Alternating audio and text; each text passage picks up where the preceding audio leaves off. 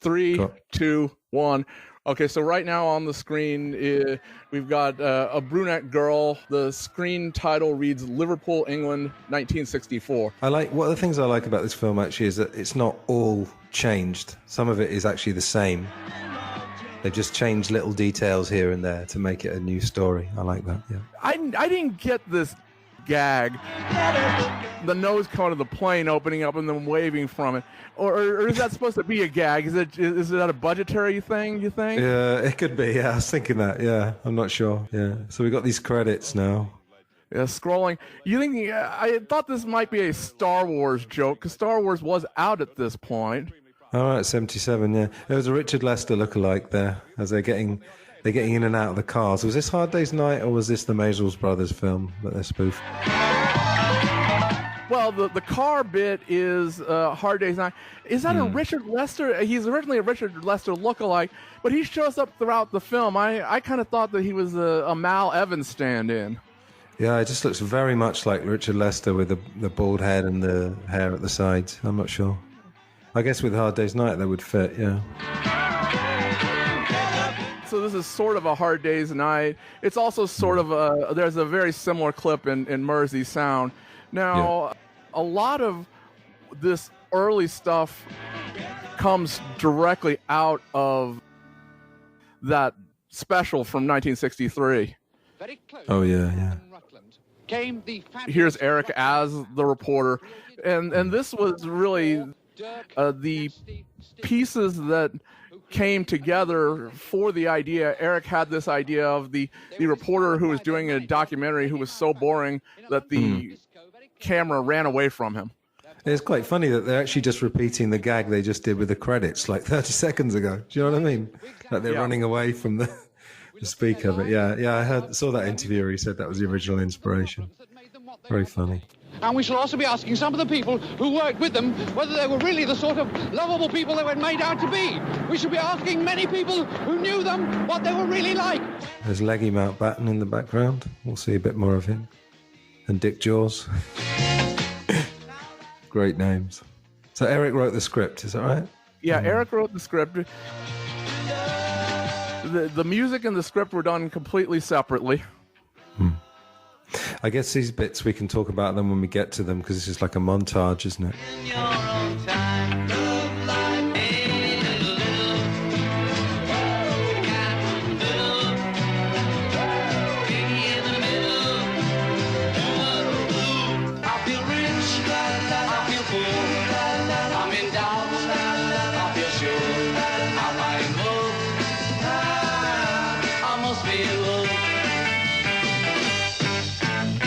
Yeah, this bit's interesting. He's on the... Is this where he's talking about when they met? On the actual site. Yeah. Yep, when he finally catches back up to the camera. I don't think this was intentional, but you know that picture of the Beatles in 62? It's on Saltner Street in Liverpool. It's like a piece of wasteland. You ever seen that picture? Yeah, and in Tune In, that was the exact road where some of John Lennon's relatives had lived in the 1850s when they came over from Ireland. Stand up. Dirk, merely an amateur drinker, agreed. And here, well, a few feet back there, a musical legend was created. They were soon joined by... Genius idea to have George as an Indian. I mean, how brilliant is that? What's the name of that guy, Ricky? Fattar. Before they found their drummer, Barrington Womble, hiding in the van. When they did, they persuaded him to change his name to save time and his haircut to save Brylcreem. He became simply Barry Wom. So we're on Barry Wom. And then we got the Cavern. Yeah.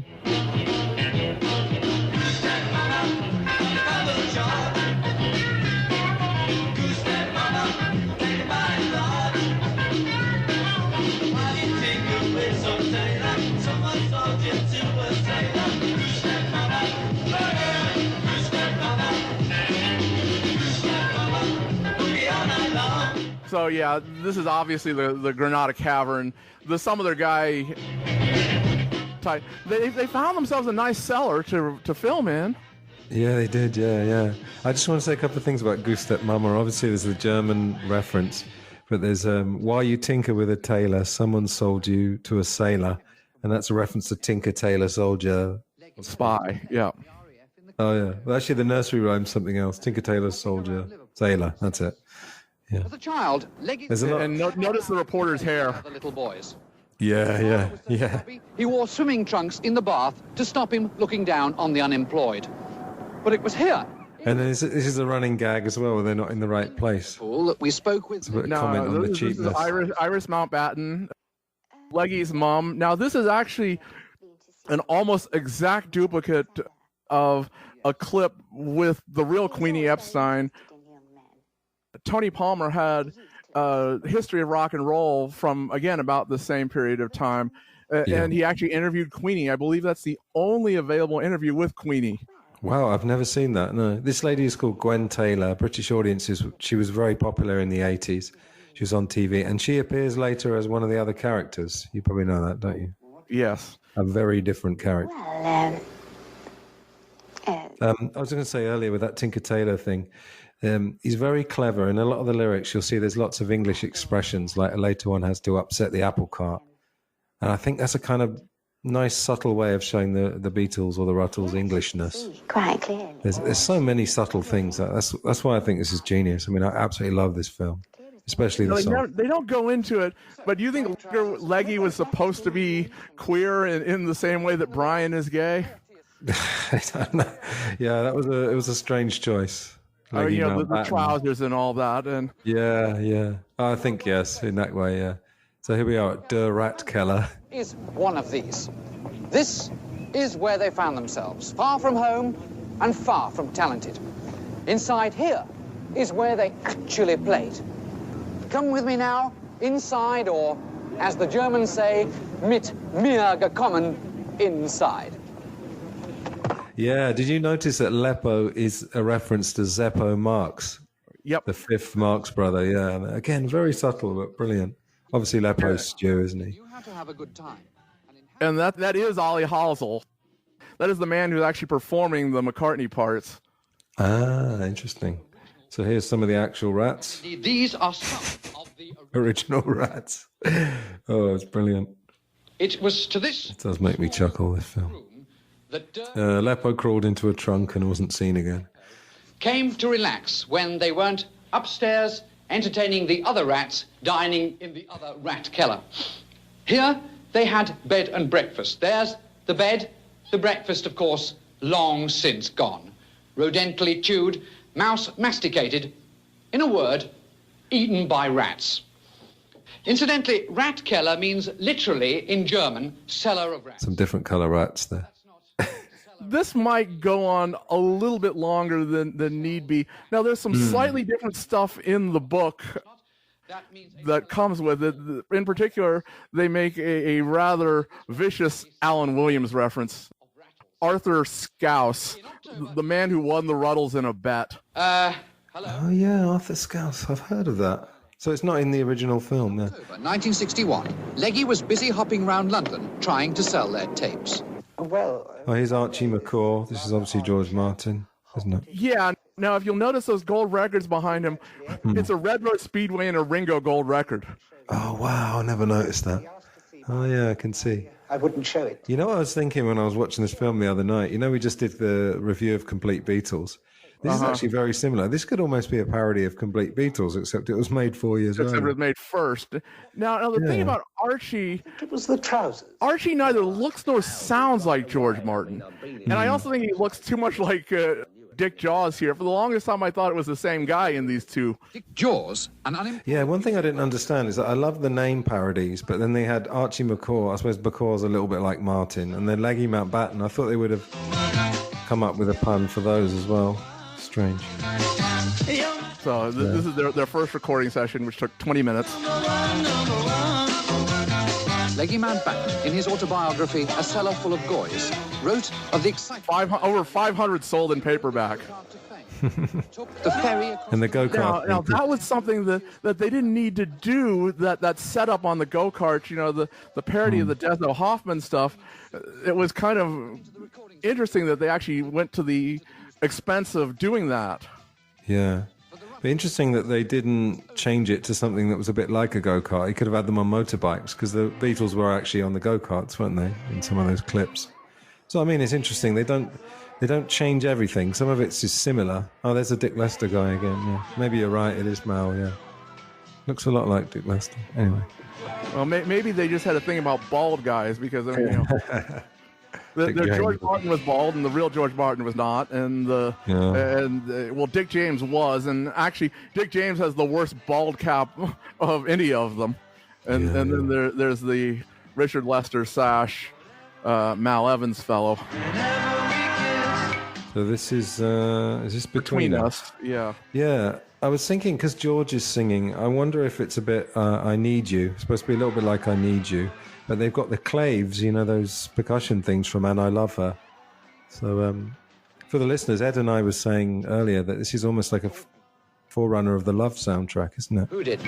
In a lot of ways. I mean, you know, you got bits of songs that are just sort of put together in interesting ways.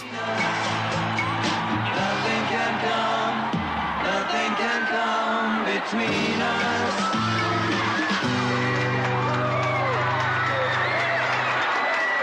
I asked Mick Jagger when he first... Now, this is where we start with the interviews. We get Mick.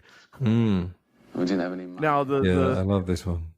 Now, the thing to notice here is that Mick is always in the same room, but the interviewer is always in a different space each time that he comes up. Oh, yeah. Now, this is straight out of Mersey Sound, the 63 Beatles special. And this is Mick. Is this where Mick's telling the story of them trying to sell them a song? Any old slag for a song. Dirk was the one for that. Yeah, for anyone who doesn't know, this is obviously a reference to them writing I Want to Be Your Man, or finishing it off in front of the Stones. The opposition. And then they introduce themselves, you know, Dirk, Stig, Nasty, Barry. I'd like to own a squadron of tanks. They were very nice, you know, because they'd heard about it. Neil as Ron is just so good and so perfectly John Lennon. I think so, because he's got that slight air of danger, hasn't he? He's got that slight look in his eye that John Lennon had. Even the mop-top John Lennon had a slight air of danger about him. Obviously, it was quite sanitized. And then I think I'd probably be right in saying that Paul was probably the one who least liked the Rutles, because this is quite merciless, isn't it, at times? Any old slag, it says. Yeah, although Eric claims that Linda was a big fan of the representation of Paul. Oh, interesting. No, because when we'll see later with the Royal Variety performance, I mean, he really does the sort of doe eyes, doesn't he? Like to a T. Well, and then much later, both during the psychedelic period and then the quasi-white album period, it's just merciless. It is. Look at this. News. Yeah, obviously a pun on Pathé News. Yeah. As the fever of... Apologies if these are very obvious references to the listeners, but yeah, sorry. Now, this clip is, as far as I can tell, it's a parody of their reception from '64 when Hard Day's Night premiered in Liverpool. The event is clearly too much. Yeah, there was a northern premiere and a southern premiere. Yeah, it was London, Liverpool. Is Princess Margaret? I nearly said Princess Margaret or Priceless Margarine, as she was in John Lennon's book, of course. Her Majesty herself was there to greet the Rutles. There's the Queen. Now, this was still going strong, by the way. 93 years old, the real Queen. No, this was after now we'd like to do a number. John and Elton John had done their bit dancing with the Queen. Oh, yeah. So this is obviously a parody on the Rattle Your Jewelry. Your very own Dirk McQuickley. Shoot me down in flames if I should tell a lie. It is exactly Paul's Till There Was You. I've been in love so many times. So this is With a Girl Like You, isn't it? Funnily enough, it does sound quite a bit like If I Fell, which is obviously a John song, isn't it? So a bit of both. You to hold and be beside with a girl like you to build The Queen is yawning. heart with pride and joy. Who's the guy on the right there supposed to be? With Right. Leggy. Isn't that Brian and or Leggy and Archie again? Oh, is it Art? Oh, yeah. Doesn't look anything like him, yeah. It was a bit strange. I think it was a bit of a misstep. They could have done that better, but... I know I can be strong, you know. Now, this is kind of weird because it doesn't come from the Royal Variety performance. This is almost Maisels Brothers parody, I think. Yeah. I suppose, you know, a lot of people watching this are not kind of maybe rabid fans like we are, and they just, you know, they probably wouldn't know that, you know, so in a general way. At the time... Oh, well, first off, before we get into that, why did they... I guess they combined two separate newsreels, and they... To my mind, this may have been filmed as a separate bit, and then they just decided, well, for pace, we'll put these two together. Because notice their hair, the Rutles' hair is 65 Beatles. It's much longer from what it just was last week. Yeah, I was Royal Variety show. Just going to say that, 65 hair. It's funny with the Beatles, you can tell the year exactly, can't you? With one look at them. Find out if they were more than 9-day wonders. But what I was about to say was that, you know, we didn't actually have the Royal Variety clip at that time. That was something that was really unseen by us. This is Bill Murray the K. Now this is almost direct parody of Maisels Brothers. Yeah, and the bit in the limo in the car, and the Rutles reading their poetry. Yeah. There's obviously quite a few SNL guys in this, guys and gals in this, aren't there? It's a big... Dan Aykroyd later, Gilda Radner, yeah. Bill Murray the K, brilliant. Now the one person who isn't in here, who I thought really would have been in here somewhere, is Paul Schaefer. You know, he was the SNL musical director, and he is a big Beatles guy. Oh, right, yeah. I don't actually know SNL that well. I don't know about this. I know it's kind of heyday. Was its heyday in the 70s, was it? Would you say? Well, the first heyday. Oh, right, okay. Now, this is all Maisels, isn't it, as well? This is Maisels. Now what amuses me is that in 67, tea is a banned substance, and here they are in this newsreel talking about drinking tea. Yeah. And again, like you said, they've gone back to 64 now. They had long hair a minute ago. Now it's gone short again. I'm actually Where's Eric now? The actual Plaza Hotel in actual New York City. And that is actually what it looks like. Now, directly across from where he's standing is where the Apple store in Manhattan is now, by the way. You saw the show, and I remember Sullivan was saying that, people, calm down now, everyone calm down, you know. Oh, we can't hear. Eric Idle did say something in the commentary. It was quite interesting. He said that sometimes when you're doing a parody, more truth comes out. And he said that particularly with Mick Jagger. Stu planning on something. You know, when it's not supposed to be real, perhaps more truthful stuff slips out. Oh, I absolutely agree with him. I didn't find the Paul Simon bits that compelling. Not as much as Mick Jagger. There was a bit of an edge to Jagger, wasn't there? Yeah, just a little bit. Now here's Sullivan's intro. And it has to be intentional that the dubbing is this bad. I was just going to say that. I'm sure it's in. It's kind of like Bruce Lee films, you know, if you've ever seen dubs of those. The Rutles, let's hear it, Bob.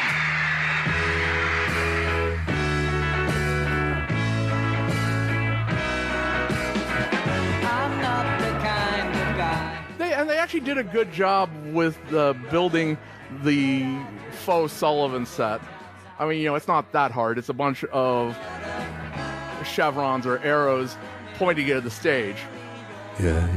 If you listen to some of our shows in the past, it's funny because this set actually looks better than the real Sullivan set does. Yeah. There's a nice version of the Sullivan show out there.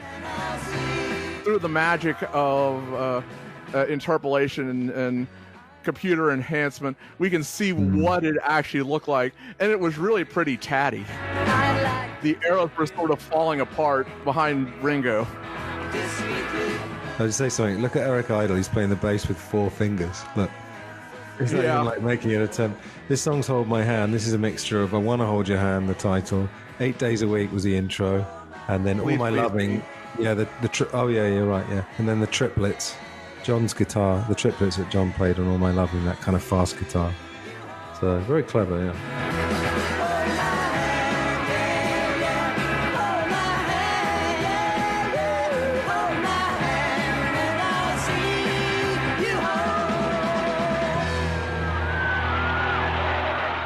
The Rutles music, meanwhile, had been attracting respectable critical attention.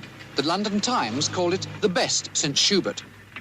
Sir Brian Morrison has been Regius Professor of Music at the University of Oxford. This is kind of original. I don't know that this is a direct parody. This is sort of Monty Python-esque. Oh, very, yeah. Because they had a historian in Monty Python, The Holy Grail. Is an occasional... He's set in King Arthur's time, then suddenly they cut to a historian. Yeah, very Python. California. He's also and our Eric in another one of his roles. Yeah, this is all this stuff about overanalyzing it actually goes back to the William Mann in the end of 1963. Just quite amazing, talking about pandiatonic clusters and Aeolian cadences. And John Lennon said Aeolian cadences sound like exotic birds. That was a good line. Now I like that he has a razor blade around his neck. Oh, yeah. A little bit of a Coke reference there, you think? Yeah, and was he Professor of Applied Narcotics? Was that right? Yeah. Potential harmonic material Although he looks like someone out of Almost Famous. of Aeolian cadenza. Oh, yeah, he does, yeah. Very hippie. Yeah. He didn't really tell us either. And he sniffs. Yeah, that was a bit blatant. That wasn't very subtle, was it? Although it could be a reference to John and the Pepsi bottle from Hard Day's Night. Ah, yeah, you're right. By the banks of The banks of the Mississippi, and he's at a bank in Manhattan. I'm standing by the banks of the Mississippi in Louisiana, the cradle of the blues. That's black music sung mainly by whites. I suppose from all this, we'd have to take that Neil Innes must have known the Beatles stuff very well, eh? I spoke. They must have known the story inside out, you know? Yeah. Now, the other deal is the bones of this film. The chronology actually comes directly out of Long and Winding Road. Before Eric actually wrote the script, George showed him the then cut of Long and Winding Road, the project which became Anthology. And if you watch the two, you can see that it goes beat for beat from Long and Winding Road to what Eric does here. Oh, very interesting. Now we've got Blind Lemon Pie. Pie spelled P-Y-E, which is a reference to the record company. Yes, sir. Yeah, the big gag here, of course, is that Beatles music came from blues, but this guy came after the Rutles. Well, sir, they come here and they took everything they ever written. Ruddling orange peel. Yeah. Ruddling orange peel. I'm here. Fantastic. Although I'm not so sure we could get away with this gag today. It's ever so slightly not politically correct. Yeah. He started the Everly Brothers, Frank Sinatra, and Lawrence Welch. I did. He's always lying. Well, But they actually went and filmed this in New Orleans. In the actual New Orleans. But the actual New Orleans, yeah. Well, from New Orleans back to Liverpool. Some people say... That is so perfectly John Lennon.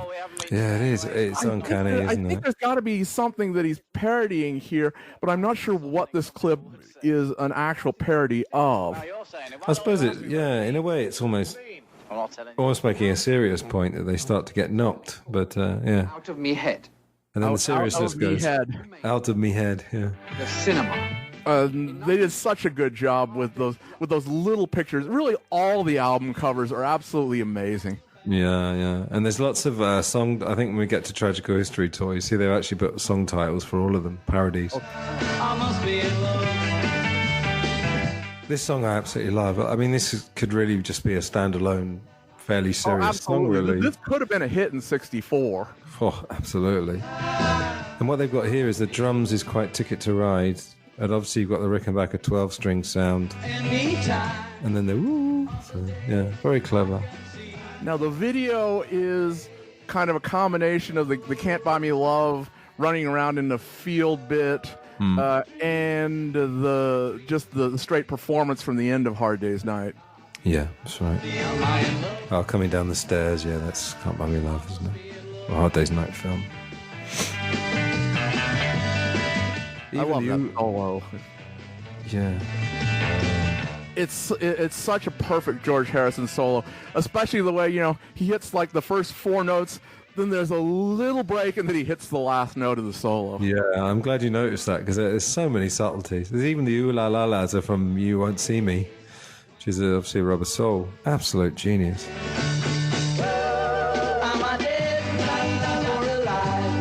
I wouldn't say I like all the script of this film, but I like a lot of it. And the songs, I mean, it's just absolutely faultless. Well, yes. Sorry, Eric. I agree. It's 60% the music. It's probably 25% the script, and 15%, set decoration and costuming. Are you expecting Eric to listen to this? Or? Oh, well, you never know. You never know. Yeah. He might.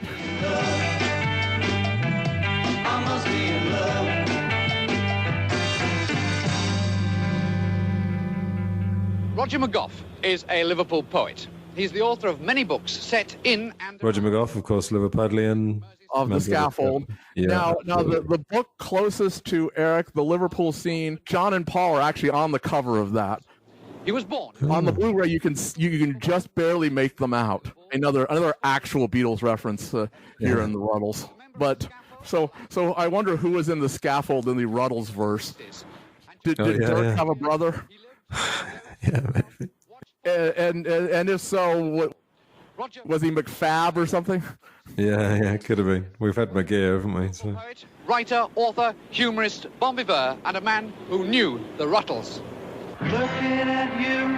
Australia. Looking at Canada. Wales. The Rutles were now worldwide successes. They'd rubbed shoulders with the great. The Rutles and Khrushchev. Their names endorsed. The Rutles product. We are about to get the man himself. Was besieged by SNL's own Lorne Michaels. Oh, is that this guy? I don't actually know who that is. Yes, we have. I mean, obviously I know the name, and I know he offered them $5,000. Yeah, sorry. But again, I was mentioning that the All You Need Is Love. That clip comes almost directly out of that. That documentary. There's a clip of where a guy is talking about, the Rutles will be, or the Beatles will be just like the Bobby Soxers. In fact, we've got Beatles socks. Don't you want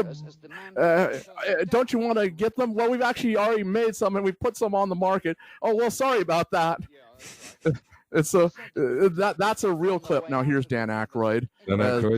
Brian Thigh, the man who turned down the Rutles. Oh, so that's what's his name from Decca? But why have they gone back to 62? That's a bit strange. Well, it's just an interview with them. Yeah. I think that's supposed to be. What's it like to be such an asshole? Worth it to see Dan Aykroyd. This is Living in Hope. I guess it's kind of an act naturally. Yeah, I was thinking Don't Pass Me By maybe because the kind of loping. Slightly country-ish, but it's a little bit early for Don't Pass Me By. Yeah. Barry Wham, the noisy one. Yeah. Oh, this is quite funny, isn't it? 65. Their drummer, Barry Wham, the noisy one. Again, they're kind of taking what was the truth, because Ringo got married in 65. The church. I don't think it matters too much, but I like the way they mixed it. At the Rutles. Now, let's see. At Ringo's wedding, all four of them weren't there, right? Brian was there, and John and George were there. Paul wasn't, or something? I don't remember. Yeah, I think one of them was missing. I can't remember. And I like that he ends up with the tall girl and is happy. Different bride. In this godforsaken town, nobody stops to lend a hand. In the confusion, Barry's bride-to-be, 23-year-old butcher's apprentice Brenda Liola, was accidentally married to a party of Scotsmen from Hull. Here comes the Would party. you find the girl of your dreams in the arms of some Scotsman from Hull? Why would they be Scotsmen from Hull? Hull's in Yorkshire, by the way. That's sort of north of England, but it's not really that near Scotland. But anyway. To the Rutles' second movie, Ouch. Here comes one of my favourites. Ouch. Very expensively. This is another one which isn't quite politically correct. Eric seemed to enjoy the large women of color, and it's like, okay, I get that. This is kind of Another Girl, isn't it? Kind of like the Another Girl video. Yeah, well, obviously. Yeah, it's the video. The song is obviously Help. Yeah. And what I was saying earlier, the thing about upsetting the apple cart. Yeah, lots of English expressions in the lyrics. I'm sure that was very intentional. Yeah, this is absolute genius. I mean, I love this. Please don't hurt me. Although I'm not sure why they started with them skiing in before they went straight to the beach stuff. I guess you kind of think of Help. You think of both the Bahamas and the Switzerland stuff. So it's like, oh well, if we're gonna parody that, and since now, do you think those palm trees are supposed to look that cheap? I think, yeah. That's almost them parodying the parody of Hard Day's Night. You know, the going back behind the tree and disappearing and reappearing, with them shifting left and right around these cardboard palm trees. And look at that, the apple cart. There you go. The apple cart's been upset. Brilliant. No, I like that really sort of Isaac Newton-esque being hit on the head with apples. They're all saying ouch as the apple hit. Very, very clever. And the other really cool thing is how much effort they went to get the instruments right. That's what I mean. It's very accurate in a lot of ways. Shea Stadium, named after the Cuban guerrilla leader, Shea Stadium. And it was here, Nice hat there, Eric. 1965, that the Rutles came, well, not here in the car park, obviously, but back there in the stadium, that the Rutles came in 1965 to a capacity house, a sellout. But the thing I remember about it is... Mick Jagger, of course, I think it was Mick and Keith were actually at Shea Stadium, weren't they? So again, they've kind of gone for accuracy and then just changed it a little bit. Somebody else. It's good.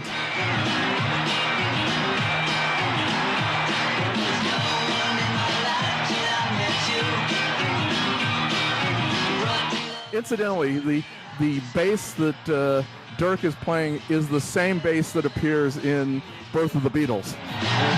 Oh, right. The exact same instrument.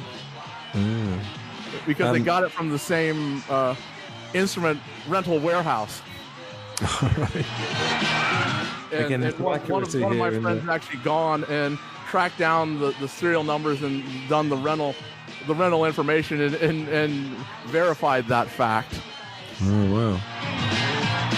Yeah, anytime you see Eric, just look out for that four-fingered bass. It's hilarious, the way he's playing it. Not even like trying to make it look authentic. And it's amazing how, just putting a black screen behind them, you still believe that this is actually them playing in front of a large audience. It is a very good replication of the actual Beatles in Shea Stadium minus the scoreboard. Yeah. It's looking good. This has got the guitar riff from I'm Looking Through You, isn't it? Yeah. From Rubber Soul, yeah.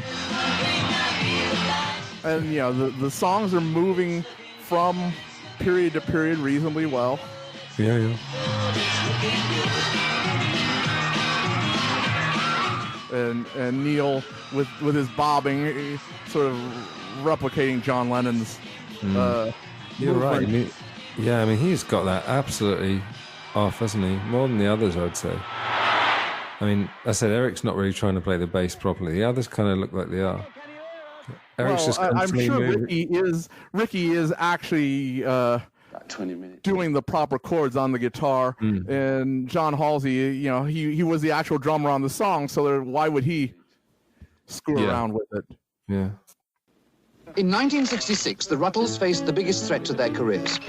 Nasty, in a widely quoted interview, apparently had claimed that the Rutles were bigger. Now, the neat thing about these newspaper articles is all they did was they printed out new headlines and put them over existing newspaper articles. Yeah. Many fans burnt their albums. Many more burnt... I don't know if you can on the YouTube version. I haven't checked, but on the DVD and the Blu-ray, you can read the actual articles. These days they would use like Lorem Ipsum and print out fake newspapers, but the first one is about Gary David Power, the F-2 pilot that crashed, and it's like, okay, well that's kind of amusing. Now all this has to happen. What do you think? Now this is in color, and the actual John Lennon press conference actually was in black and white until the U.S. versus John Lennon was the first time we knew that this existed and saw this in color. There's a lot of that. I mean, now they did that because they just didn't want to have to change film stocks constantly. But at the end of it, they met Bob Dylan in the idyllic San Francisco of the mid-'60s. And so we move on to late 60s or mid-60s. Yeah, sort of changed that a bit, that they met Dylan in San Francisco. Oh, here comes the tea.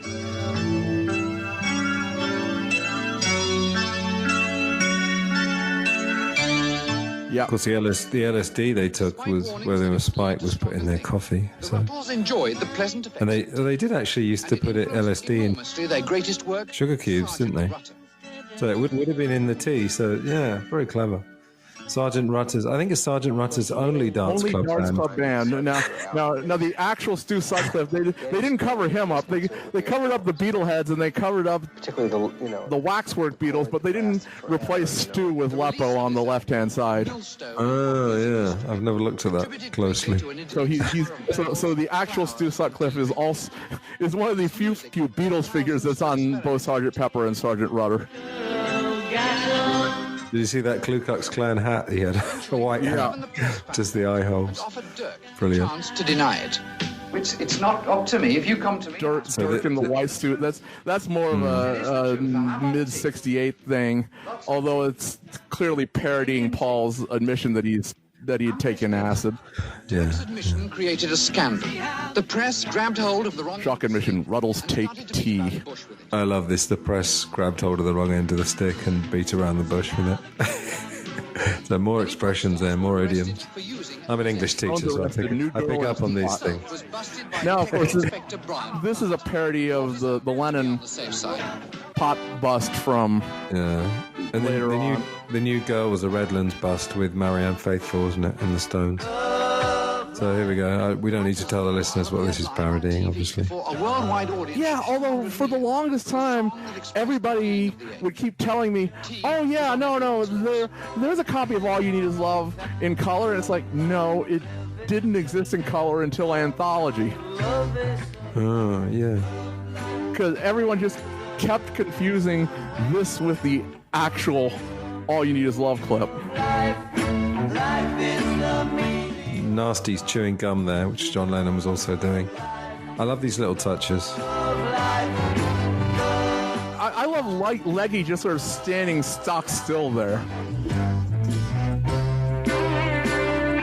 The guitar solo is quite similar, isn't it? Yeah, which what some people believe is George's worst Beatles guitar solo. Yeah, it's very brief, isn't it? I like the tone on the guitar. Maybe he could have just made the solo a bit longer. Note that Dirk has moved on to the Rickenbacker.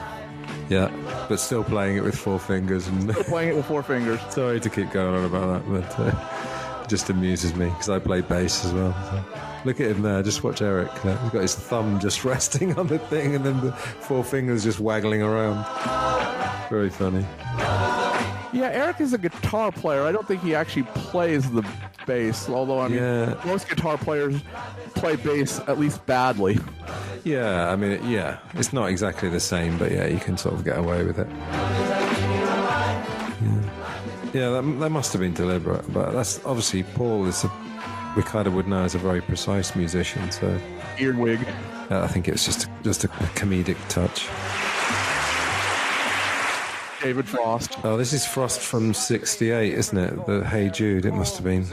With a slight difference. Or did they show All You Need Is Love on David Frost? I don't think they did. No. All You Need Is Love was actually part of the worldwide broadcasting. Oh, world, yeah, that's all on YouTube, actually. The whole, I haven't really watched much else of it, but sort of Expo 67, wasn't it? Of course, he had. Here comes Leggy. Poor Leggy. Yeah. Arthur Hodgson and the Kneecaps. Now, this is sort of the parody of Apple.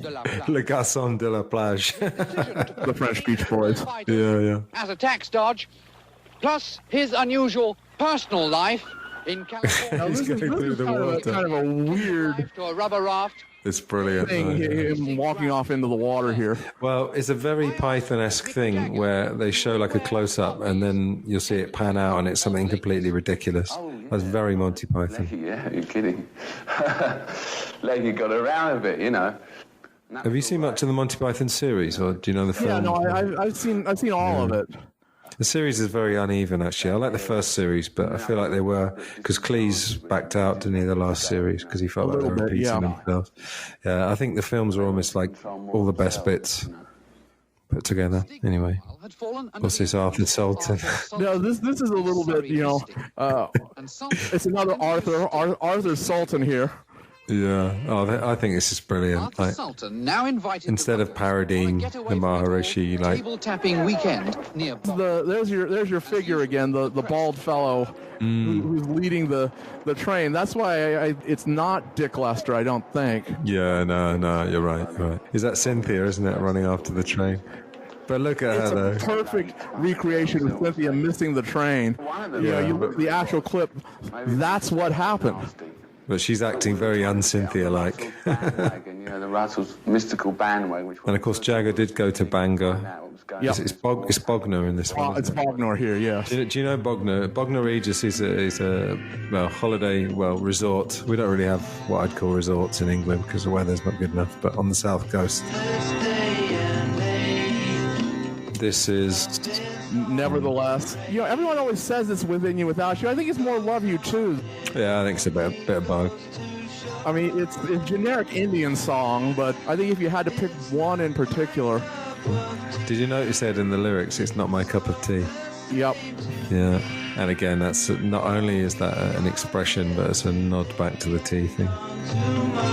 But while the Rutles sat at the feet of the Surrey mystic, and I love that His Holiness is surrounded by CIA type G-men guards. tired, despondent over the weekend, unable to raise any friends.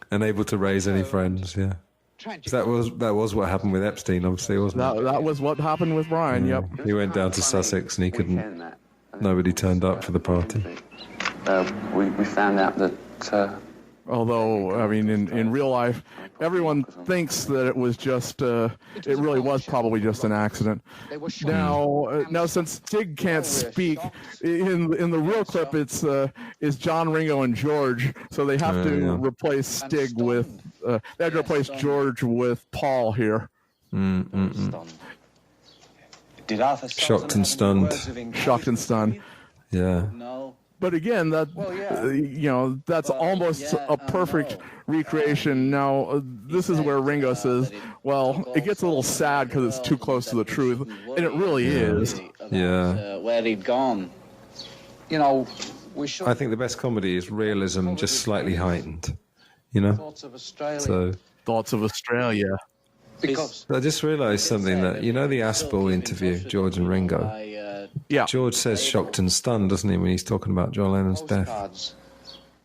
He mentions the Rutles thing. He really loved it. Well, George always mentioned the Rutles. I mean... Yeah. Obviously, we'll see him later, won't we? Yeah, look at this. The fool on the pill, lying... I am the waitress and your mother should go. Your mother should go. their first major flop, the Tragical History Tour, immediately followed the loss of... Now, why there is both Piggy in the middle and I Am the Waitress on this album, I don't know. Unless I Am the Waitress isn't quite an I Am the Walrus parody, but... No, that's because Eric was off doing the visuals and Neil was off writing the songs, and they didn't talk to each other. And the lyrics to this, if the listeners ever want to go back and listen properly to the lyrics, are absolute nonsense. It's obviously parodying the Walrus lyrics, Well, if someone were to come up with I Am the Walrus to a group of people who've never heard it, that's kind of absolute nonsense too.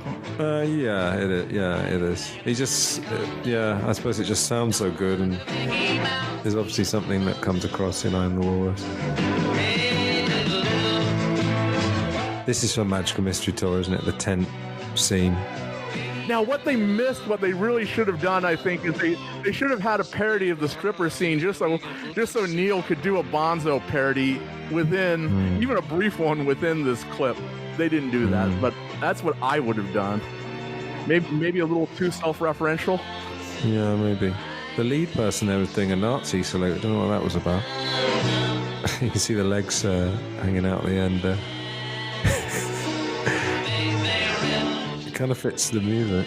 Yeah, no, they actually went out to the same field and to the same airport that the real I Am the Walrus video was made in. Yeah, it was an aircraft hangar, wasn't it? Yeah. This is just such a perfect, I keep saying that, but, that's the thing that you get out of the Rutles. It's like, it really is an alternate universe Beatles. Yeah, it is. Yeah.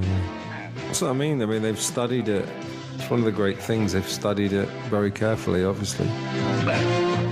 But they didn't, it wasn't like it is today. They didn't have all that much to study. Yeah. They had a handful of books, and like I say, George did, and he didn't even give it to Eric. He just sort of showed it to him apparently once or twice. Eric, went to a screening of Long and Winding Road that George held at his home, and he took notes, and then beyond that, what they say is that they just use reference out of books and stuff. Wow. This is from Your Mother Should Know, isn't it? They're dancing. No, Dirk has a red rose, so it's not like Paul. They all four have red roses here. I'm sitting in a rented limousine in New York, and it was here, well, not in the limousine, obviously, not in the but limousine, New York, that the Rutles came in 1968 to announce the formation of Rutle Corps. We're here in New York to announce the formation. I love that. He repeats exactly what Dirk says. Or Dirk, or anyway. Yeah. Yeah, it's the same person, isn't it, Eric? Rutle Corps as a kind of enterprise. The banana rather than the apple. Yeah, and John looking very similar. And they also got, I think in the real interview, John's lower down than Paul as well. So I think, if I'm right. We want to help people to help themselves. We want to help people to help themselves. People help themselves for years. People help themselves for years. They were losing money faster than the British government. Losing money faster than the British government. Now, here's our good friend, the man himself. You can tell by the ears.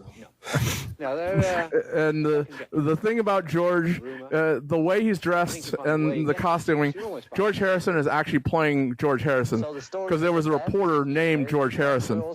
Oh yeah, Liverpool Echo. That's right. Yep.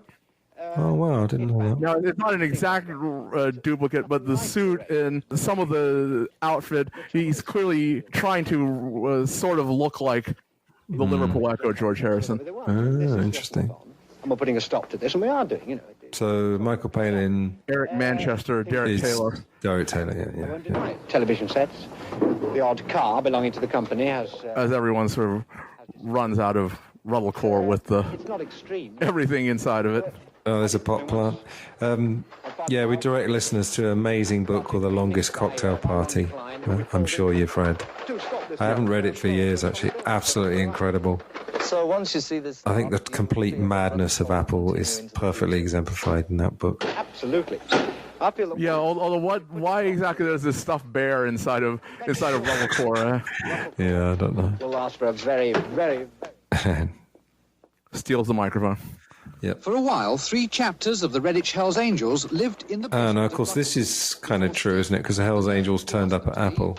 What did George say? What was George's memo? Who?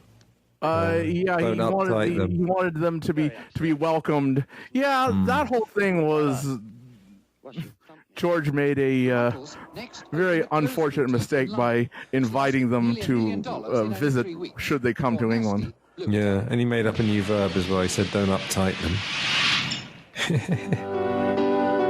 Yellow Submarine Sandwich. Yellow Submarine Sandwich. Now, what Eric claims is that the animation house that did this, in the credits, it's credited as, Little Big Films of London. But Eric claims that was a name for, quote, some of the people who worked on the real Yellow Submarine. I've never been able to verify that. Right. I like some of these visuals, though. I know they're a bit ridiculous, but they're actually quite well done. Yeah, it's not so much of a funny parody, except that it's in reference to the actual film. It could be something actual, except for the very end of that. With the smoking and the the figure who, the Playboy bunnies and the nipples. Would you say Cheese and Onions is Day in the Life across the universe, perhaps? What does it sound like? Yeah, I would say that would probably be a reasonable estimate, although it's not really an absolute direct parody of anything. You know, pieces of it are. You know, Day in the Life for sure. A lot of people say that it's a parody of sort of solo Lennon, you know, the echoing piano and the voice like that. Now here's where it starts to get a little bit silly with the dinosaur and the matchstick and the that's a Taxman reference. Oh yeah. I like this. This isn't a million miles from Terry Gilliam's animation, isn't it? He wasn't involved in this, was he? No, he wasn't. Don't you think, though? It's not a million miles. Not a million miles from, but I mean, you know, it is... Just in the wackiness, really. No, this is, again, kind of... I'm not so sure about this. And this was on network, both the BBC and on network television. Oh, hello, Steve. Hello, gang. It's very well done, though. I like it. That's torn it. And Stig, once again, doesn't say anything. Goes into the lotus position and disappears. Bump.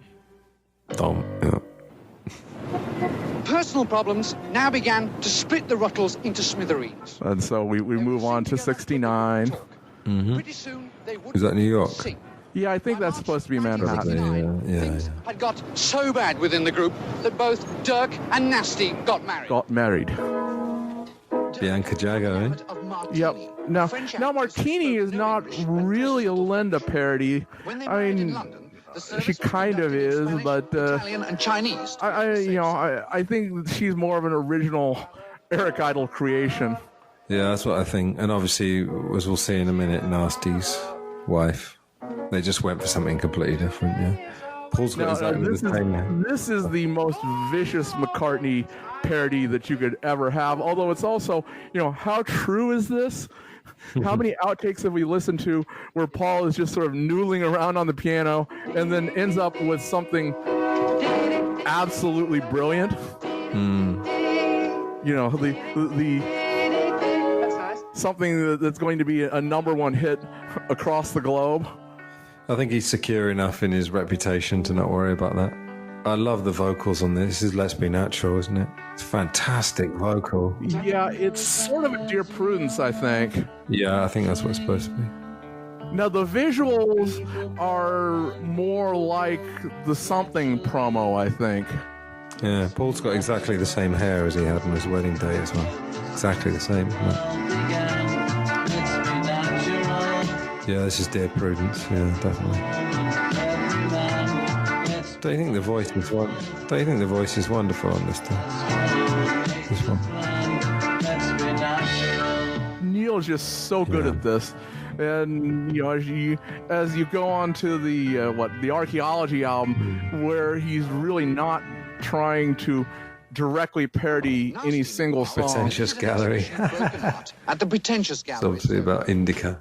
The art exhibits had all been dropped out of... And you see, there he is again. That's why I kind of think that's got to be now. They haven't bothered with the chronology here, obviously, because it was 66. He went to the gallery, but yeah, doesn't really matter. Oh, this is Gwen Taylor, for anyone who's wondering, who was Leggy. The same one who had been Iris Mountbatten.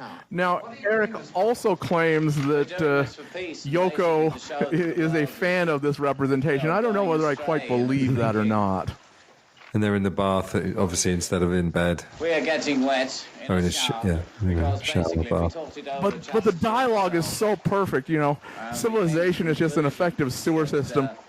How close is that to John Lennon sitting there talking about, oh, if everybody just stayed in bed for a week, we'd have no war. It's like, yeah, that makes just about as much sense. In 1969, a rumor went around that he was dead. Now, that's Ricky and Ricky's actual wife, by the way. The emergence of this rumor.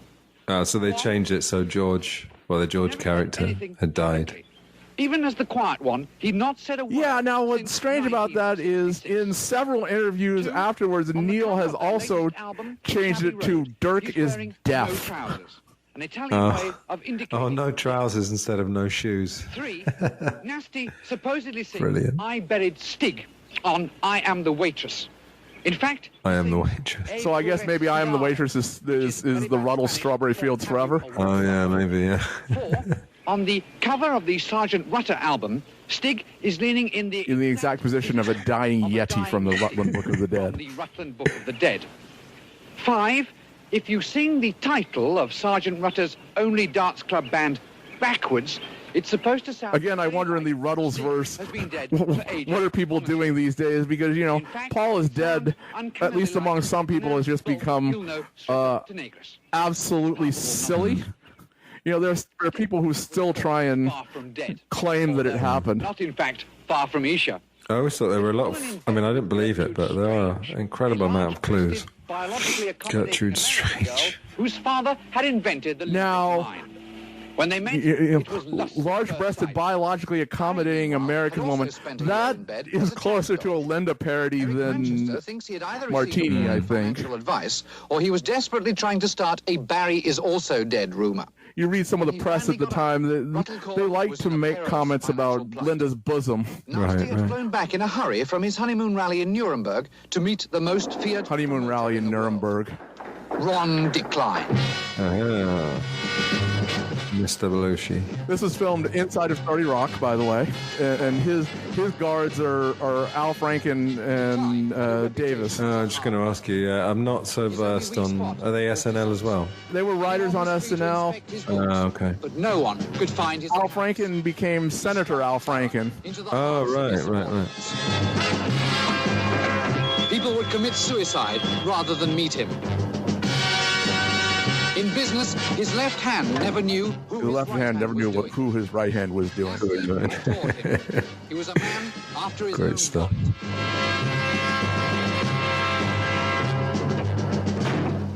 One thing I discovered from the commentary track is that all the bits with the SNL alums were done separately. Oh, right. So they put together all of the film except for these insert shots where the SNL people appear, and they did that in like a couple days.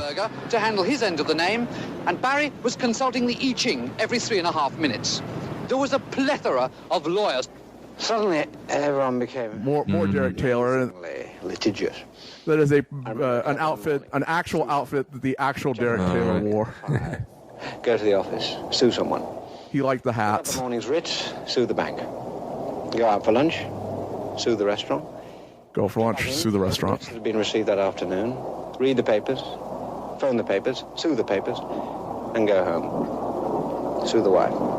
Sue the wife. Oh, this is good. Where's the money? I mean, I don't know where the money is. I've never been. Yeah, we won't spoil the punchline if you've never actually seen the film, but he's speaking to someone interesting. Just to say, he looks a bit like Klein, doesn't he, with the polo neck? I'm really shocked because I thought we had something. Yeah, a little bit. Just a polo neck at least. Just a little bit. I don't know if did Klein wear a jacket. I mean, again, with the exception of Archie McCaw, they do a reasonable job of matching the characters to their real-life counterparts. Well, apart from Leggy, of course, yeah. People like me. At the final meeting, 134 legal people and accountants filed into a small 8x10 room. Only 87 came out alive. The black hole of Savile Row had taken toll of some of the finest merchant banking brains of the generation. Luckily, that's not very serious, but the Rutles were obviously self-destructing. And someone else. So people are still stealing. Of all this public bickering, Let It Rot was released as a film and outlet for the lawsuit. Great stuff. In 1970, Dirk sued Stig. Film and album and the lawsuit. Barry sued Dirk, Nasty and Stig. Nasty sued Barry, Dirk and Stig. Yeah, I guess the journalist's hair just keeps changing throughout this film, doesn't it? I guess that's a slight joke. Another thing I like is that the story is just changing completely now, isn't it? Like they're not even like they've taken grains of truth and then they're just doing whatever they want with it. See, Nasty. That's the end of the Mal Evans character, Nasty. kicks him off the roof there. Yeah, this is a great song. I really like this. Well, I mean, this is... There's your four-fingered bass again. My favourite line, this one. But, he traded with a dealer for a pickup truck and went looking for a medium load. Excellent. This is a pretty amazing clip as well. Although I think there are too many girls up on the roof. In the real rooftop, part of their concern was they couldn't put that many people on the roof. Yeah. You know, there's like 6 or 7 people actually on the roof with them because that's all that they could even approximate safely having up there watching. Yeah, they went for a lot of the same clothes, didn't they? Pretty similar. John's jacket. Ringo's wearing Maureen's red Mac. Yeah, now the thing about that was, of course, the actual concert was in, January of '69, and it was a terribly cold day. They filmed this in the middle of the summer. So not only did they have to deal with wigs and fake beards and mustaches, and I must say, Dirk's fake beard looked really, really good. Most of the time in these TV movies, they put fake facial hair on it, and you can spot it a mile away. Yeah. I like what they've done with the guitar here. It's kind of slightly making fun of John Lennon's solos, which are actually really good in the real song. They kind of made them slightly ridiculous. A little bit of Beatles trivia. You probably know. Did you know that Jefferson Airplane did a concert on the roof about 2 months before the Beatles? Yeah. Although we don't know whether that was actually inspired by that or not. A bit of a coincidence. I mean, they might have heard about it, but there's no evidence, and they've never said anything to that effect. Sinatra and Presley and the Rutles, and then, so people say, well, Yeah, more Paul Simon just sort of being... Do you like these clips? I find them a little bit inconsequential. They're not bad, but it's good to see them on there. The fresh-faced Prefab Four first burst into the public eye, and 8 years after they split up, just where are the Rutles today? Dirk... Yeah, like I said, they've really gone. Yeah, they've really gone just like miles from the actual story now. They're just making up random stuff, but it's all good. Yes and no. I mean, Paul did go off and form a band with his wife, and at this time John was off in the world. Now Barry, of course, Ringo is completely different, and then. Yeah, this is brilliant. I thought that's a genius move. Oh, Ringo said he wanted to be a hairdresser, didn't he? Is a fickle mistress. Yeah, back in '62 or '63. Rutles today. We asked the public just what is a Ruttle. Is that? Excuse me, madam. Now this is a brilliant clip, but this is again something that we could never get away with today. Is that Gilda Radner? Is she SNL as well? That's Gilda Radner. Yeah, she's yeah. SNL, Question, please. All right. Thank you very much. Just stand right here, okay? What movies did she make that I might have seen? Because I recognise her face. Come on, you must know. No, I'm sorry, I don't know. She did a lot of. She wasn't so much a movie actress, but if you're familiar with SNL, she did Rosanna Dana. And she was a brilliant comedian and actress. She was married to Gene Wilder. Ah, right. Yeah, I think I'm going to watch some SNL actually. Having seen this. Their wacky Liverpool humor and their zany off-the-wall antics, epitomized in such movies as A Hard Day's Rut and Ouch.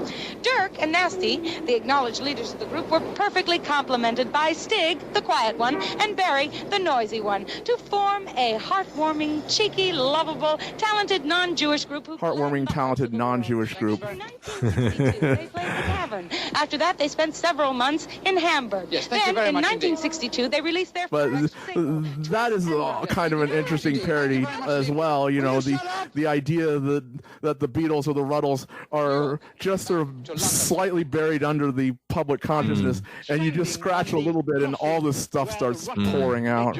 Ended. I know some of the gags in the script, they seem quite familiar, but I don't know whether they were done before this or since. And Barry, like the credits scrolling down the screen. I'm sure I've seen these gags somewhere else, but maybe it's subsequent. There it was. Indeed.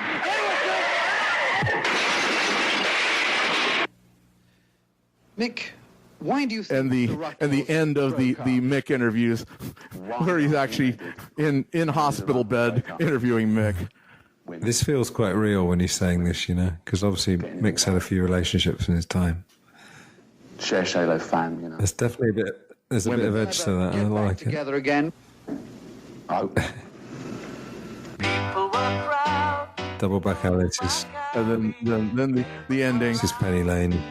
And this is also, so we were talking about I guess, what was it, the Blackbird ending to Complete Beatles. This is such a very nice representation of that. Have we heard Double Back Alley previously? No, I don't think so. Maybe not. It's obviously Penny Lane, isn't it? But there's Father O'Malley, which is similar to Father Mackenzie. Yeah. Gary Weis, who was the NBC in-house director who co-directed with Eric. Are we scoring this? Because all I'm going to say, I'd give it 10 out of 10 or A+, either way. Fantastic. Yeah, well, no, there's no question. It is easily essential to Beatles people, and it's brilliant. But I'm not so sure why we all love it so. Yeah, I think it. I mean, to say what we were saying earlier, I think it's mostly the songs. I just think it's so clever. Oh, here's something ironic. Oasis, when they emerged in the 90s, were kind of known as some people said that they were parodying the Beatles. Neil Innes sued Oasis because the Oasis song Whatever, which the lyrics are actually similar to I'm Free from the Rolling Stones, I'm free to do whatever is similar to a song called How Sweet It Is to Be an Idiot. So it's quite ironic that the Rutles ended up suing someone else for parodying him. That's very amusing. And I'll bet Neil probably made more off of owning a piece of that song than he did losing from the Rutles publishing. The Rutles actually did not do all that well at the time. But it was on late at night. It was on NBC. There were two showings of it. And I think that week we came 72nd in the ratings. So we were almost bottom of the ratings. And we were on opposite Charlie's Angels, but nobody watches that copy of Charlie's Angels anymore. I think because the references are quite subtle, I think they're not going to get through to everybody, so maybe it's almost like a bit of a cult film, isn't it, really? The album actually sold reasonably well, but there were two Beatles-related records back in the day that you would always find in remainder shops. That was the Rutles and the Bee Gees Sgt. Pepper album. I remember as a kid, the first time I ever saw the booklet, it was, I walked in and it was like $2.99, and there was just literally a wall full of copies of the W.B. Rutles album. Can I ask you what the rest of the Rutles music is like? Because I don't know it that well. Oh, there is definitely a Free as a Bird type song, for example. Oh, interesting. What's the name of that one? I don't know why. It's got Neil sort of singing in that far-off distant voice, and then the others layering stuff on top of it. There are bits which do directly reference to Beatles songs, which quote stuff a la Love, but it's much more, I would say, original music. Yeah. It's Neil Innes writing things in the style of the Beatles rather than actually trying to do complete direct parodies. Right, so you can't recognize specific parts necessarily. Other than, he'll quote just 5 or 6 bars out of Little Help from My Friends or something, but the entire song is a new and original song. Well, when I was growing up I was in my 20s in the 90s, I never actually agreed with that thing about Oasis. I think it's a bit lazy journalism, or they're just ripping off the Beatles. But what they had was obviously the beginning of the Don't Look Back in Anger was obviously the beginning of Imagine. But the fact that he put it in the same key means that he's clearly aware of it. And it was a bit of a joke on Noel Gallagher's part. And the end of their song, She's Electric, is the end of With a Little Help from My Friends. So that's what they were kind of doing, really. And they also made a sequel, didn't they? Can't Buy Me Lunch. It's a good title. Yeah, well, from that, you can tell, Eric, here's what the original Rutles would have been like had you had lesser songwriters. Oh, yeah. It's not great. Yeah, because I saw an interview with, is it John Halsey plays Barry Wham? Barry Wham, yeah. Yeah, he was saying it was just embarrassing. He was in it, wasn't he? But he said it was a bit painful. I don't think, I think he's in it, but not much. That was right around the time of Anthology, and the Beatles were in the public eye, and so ABC had a special where they brought on celebrities and musicians to talk about the Beatles called The Beatles Revolution, and this was more or less a direct parody of that. And so you had Tom Hanks, you had a bunch of other miscellaneous actors, public figures talking about Rutles things, and it's like, and some of which were things from the original film, and some of which were just new bullshit. Like their version of the White Album was the Triangular Album. When this Triangular record came out, you couldn't get enough of them. First of all, because because most records were round. And here, man, this was triangular. And then when you put it on your record player, and instead of this round thing just going around and around in a circle, you had this spinning triangle. I mean, we didn't even turn the volume up on the record player. We just looked at it spinning around. It was so great that it's never been. No one's even tried it since. You can't even touch it. No one else has put out a triangular record because the Rutles did it. Period. Then I didn't do it first. They did it. Period. Yeah, that was really unusual when you went out and bought the album. Everybody was waiting in queues and went to rush to buy the album. And then when you pulled it out, it was triangular shaped. Everybody's like, wow, like, cool. That was part of the business of Eric and Neil disagreeing with each other, because Eric told Neil that he shouldn't do archaeology. I was just going to say, do you think this had any influence on Spinal Tap? Kind of feel like it.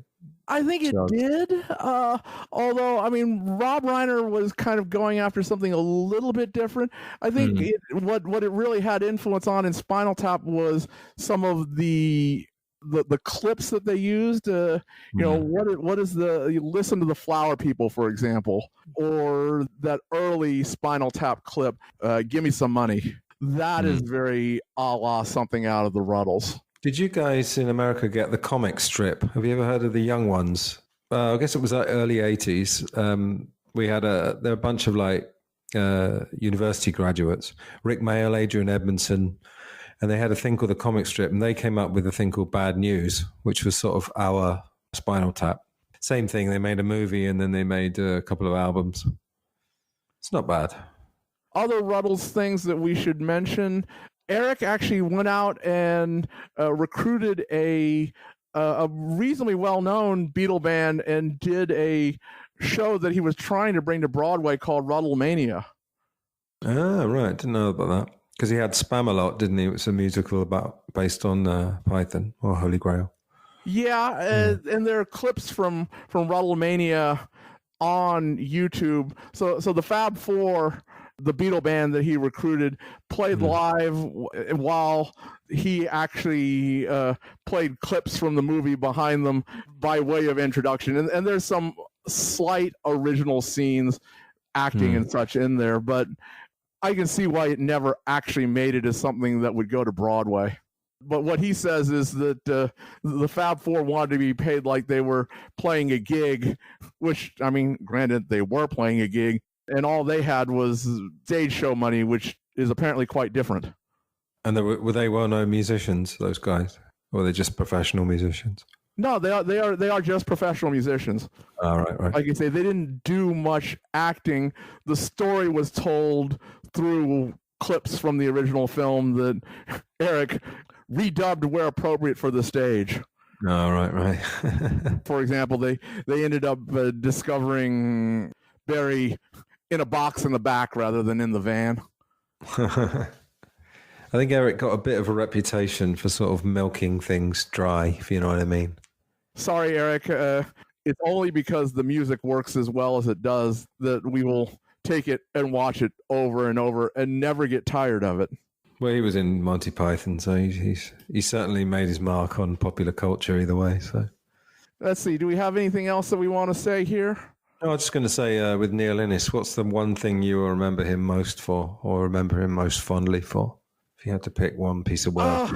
I was a big fan of the Bonzos, and I've got all of their stuff.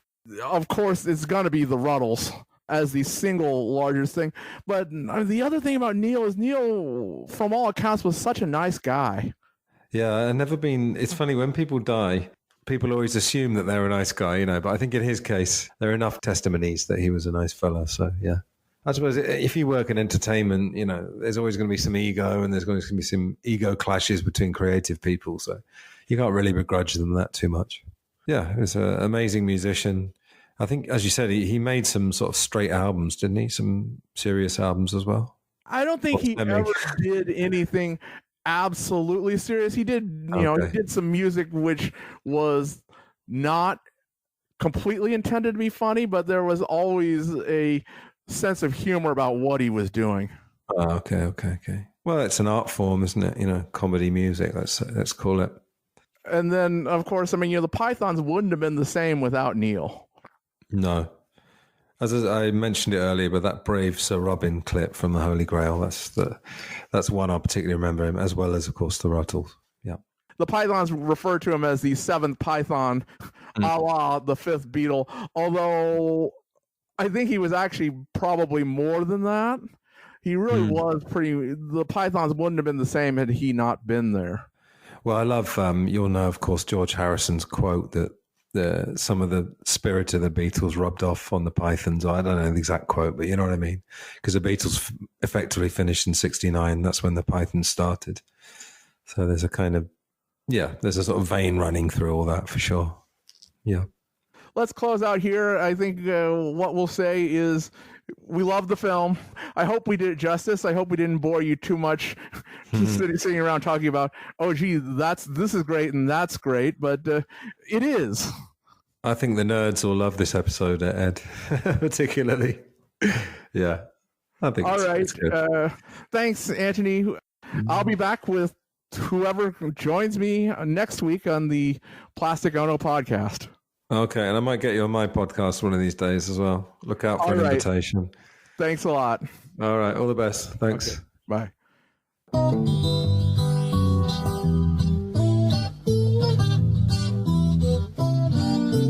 Subscribe to When They Was Fab on iTunes, Podbean, Stitcher, or wherever finer podcasts are found.